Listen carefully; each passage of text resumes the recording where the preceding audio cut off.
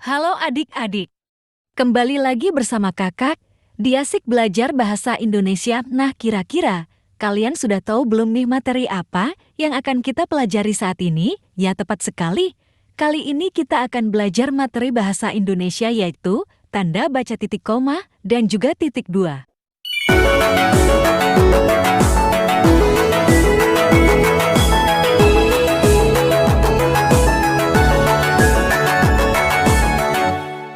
Saat ini, kita akan membahas tentang tanda baca TEK, koma, dan titik dua sesuai dengan IE edisi 5.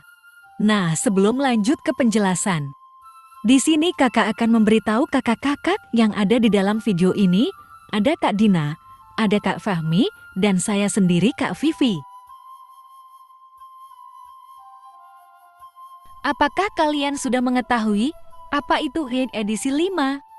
Kalau belum, yuk simak penjelasan kakak berikut ini.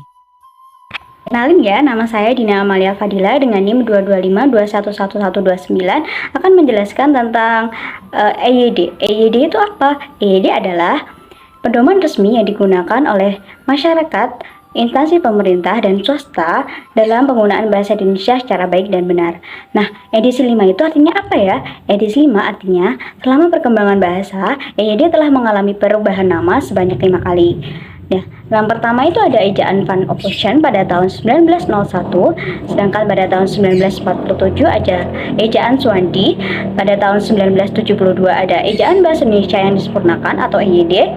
Pada tahun 1987 diubah namanya menjadi Pedoman Umum Ejaan Bahasa Indonesia yang Disempurnakan edisi 3 atau BUIB edisi 3. Pada tahun 2015 direvisi kembali menjadi Pedoman Umum Bahasa Indonesia edisi 4, sedangkan pada tahun ini, tahun 2022, yang awalnya Pedoman Umum Ejaan Bahasa Indonesia yang Disempurnakan edisi 4, dikembalikan namanya menjadi EYD edisi 5 karena untuk mempermudah masyarakat, sehingga masyarakat tidak kebingungan dengan nama-nama yang baru ini, begitu. Selanjutnya kita akan masuki pokok pembahasan inti kita, ada tanda baca titik 2 dan tanda baca titik koma. Tanda baca titik koma digunakan dalam 4 kalimat yang akan kita bahas dalam video ini, sedangkan tanda baca titik 2 ada 7. Ada 7 contoh penggunaan tanda baca titik 2 yang akan dibahas dalam video ini. Yang pertama, tanda baca titik koma. Tanda baca titik koma dapat digunakan sebagai pengganti kata penghubung untuk memisahkan kalimat setara di dalam kalimat majemuk. Kalian pasti sudah tahu kalimat setara dan kalimat majemuk. Nah, contohnya apa? Contohnya, hari sudah malam, anak-anak masih membaca buku. Dua klausa ini dipisahkan dengan tanda baca titik koma. Hari sudah malam dan anak-anak masih membaca buku memiliki tingkatan yang setara, sehingga dapat dipisahkan dengan tanda baca titik koma di antara dua klausa tersebut. Selanjutnya ada contoh yang kedua, kerbau melenguh, kambing mengembik, kuda meringik. Nah, ada 3 klausa yang ada di contoh nomor 2 ini. Ketiganya memiliki tingkatan yang sama yang dapat dipisahkan dengan tanda baca titik koma. Ayah menyelesaikan pekerjaan, ibu menulis makalah, adik membaca cerita pendek. Nah, ini memiliki konteks yang sama atau pekerjaan yang sedang dilakukan oleh ketiga orang tersebut, ayah, ibu, dan adik. Memiliki tingkatan yang sama, sehingga di antara klausa-klausa tersebut dapat dipisahkan dengan tanda baca titik koma. Selanjutnya, penggunaan tanda baca titik koma yang kedua dapat digunakan pada bagian perincian yang berubah frasa verbal.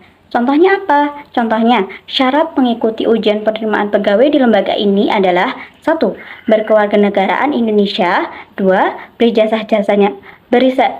jasa sarjana S1, ketiga, berbadan sehat, dan 4. Bersedia ditempatkan di seluruh wilayah negara Kesatuan Republik Indonesia. 3. Tanda titik koma digunakan untuk memisahkan bagian-bagian perincian dalam kalimat yang sudah menggunakan tanda koma. Misalnya, ibu membeli buku, pensil, dan tinta, titik koma, baju, celana, dan kaos, titik koma, serta pisang, apel, dan jeruk.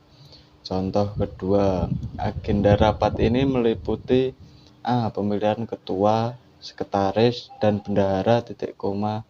B. Penyusunan anggaran dasar, anggaran rumah tangga, dan program kerja, serta pendataan anggota, dokumentasi, dan aset organisasi. Nomor 4.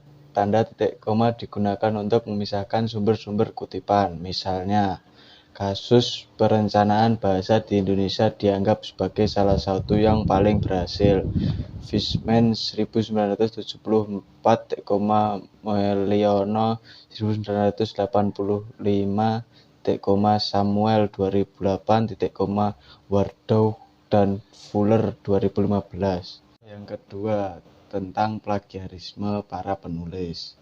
Keraf 1997, Putra 2011, Wibowo 2013.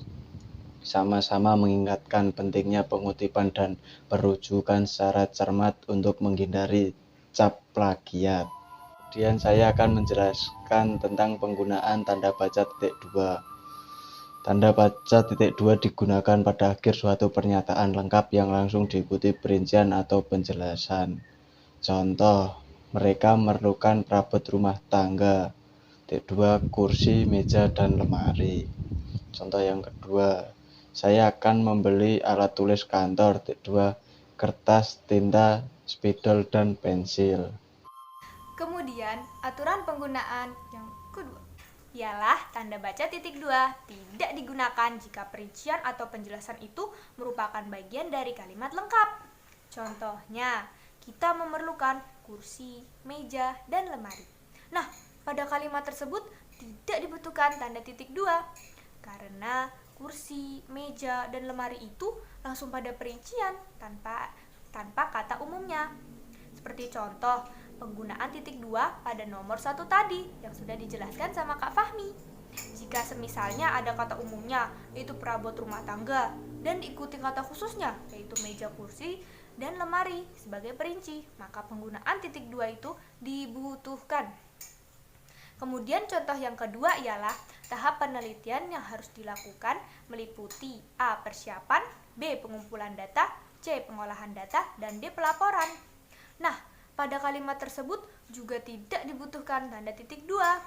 Mengapa? Ya, betul sekali, karena tidak terdapat suatu pernyataan yang harus dirincikan. Oke, aturan penggunaan yang ketiga. Tanda titik dua digunakan sesudah kata atau frasa yang memerlukan penguraian dari unsur-unsurnya atau pemerian. Contohnya, siapa ketuanya? Ketuanya adalah Ahmad Wijaya. Nah, kalian dapat menuliskan Ketua titik 2 Ahmad Wijaya, Wakil Ketua titik 2 Denny Simanjuntak, Sekretaris titik 2 Siti Aryani, dan Bendahara titik 2 Aulia Arimbi. Oke, aturan penggunaan yang keempat. Tanda titik 2 digunakan dalam naskah drama sesudah kata yang menunjukkan pelaku dalam percakapan. Contohnya, ibu berkata, "Bawa koper ini, Nak." Amir menjawab, "Baik, Bu." Ibu mengingatkan, "Jangan lupa, letakkan baik-baik." Oke, aturan penggunaan yang kelima. Tanda titik 2 digunakan di antara 1. Jilid atau nomor dan halaman, 2. Surah dan ayat dalam kitab suci, serta 3. Judul dan anak judul suatu karangan. Contohnya surat Ibrahim ayat 2-5. Kemudian dari pemburu ke Tera Upetik antologi cerpen Mas Tera. Selanjutnya aturan penggunaan yang keenam ialah tanda titik 2 dapat digunakan untuk memisahkan angka jam, menit, dan detik yang menunjukkan waktu atau jangka waktu. Contohnya pukul 01.235.220 yang artinya pukul 1:35 menit 20 detik atau pukul 1:35 menit 20 detik. Nah, aturan penggunaan yang terakhir ialah tanda titik 2 digunakan untuk menuliskan rasio dan hal lain yang menyatakan perbandingan dalam bentuk angka. Contohnya, skala peta ini 1:10.000. Kemudian, jumlah peserta didik laki-laki dan perempuan di kelas itu adalah 2:3. Nice, sudah banyak sekali ya kita belajar hari ini. Apakah kalian sudah paham? Alhamdulillah jika sudah paham. Baik, apabila pembelajaran hari ini dirasa cukup, ada pertanyaan gak ya? Ya, silahkan apabila ada pertanyaan bisa disampaikan di kolom komentar. Kami akan menjawab dengan sepenuh hati. Akhirnya, sudah selesai pelajaran kita hari ini. Atas perhatian adik-adik, kakak akan mengucapkan terima kasih. Yuk jawab salam kakak dengan penuh semangat. Wassalamualaikum warahmatullahi wabarakatuh.